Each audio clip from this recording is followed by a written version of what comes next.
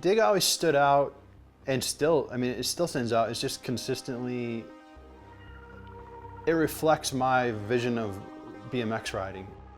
When you picked up a DIG, it felt like there was more packed in there, maybe than you could understand, but it was obviously very important to someone who worked on the story or shot the photos or wrote it.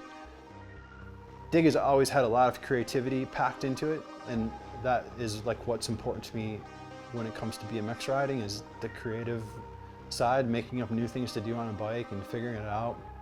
It reflects my vision of BMX riding. It's really focused on the creativity.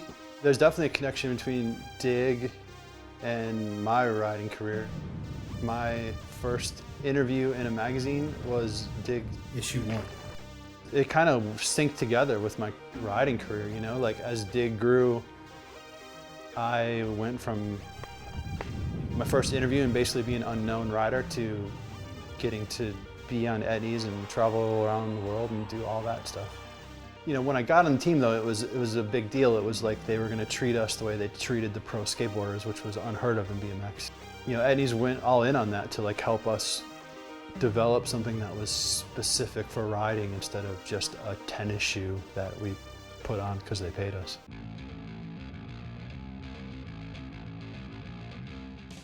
At the time, filming forward, I mean, I was just completely focused on progressing on my bike. It's all I wanted to do was just ride and learn new stuff and push it and push it and push it. And it worked out where I managed to put together a number of things on film that I'd certainly never seen anyone else do, and that felt really cool.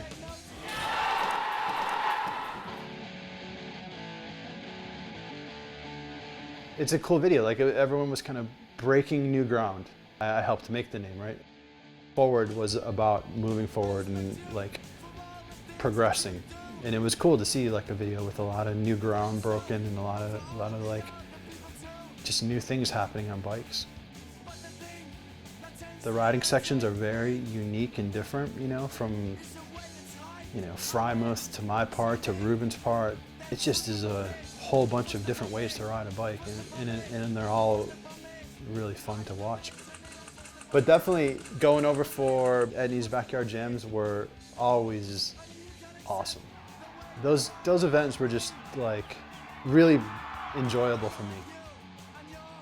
It was always more of like you feeding off the energy of all your buddies and peers who were there, and the contest kind of like encouraged that energy to grow, and that made for some awesome riding.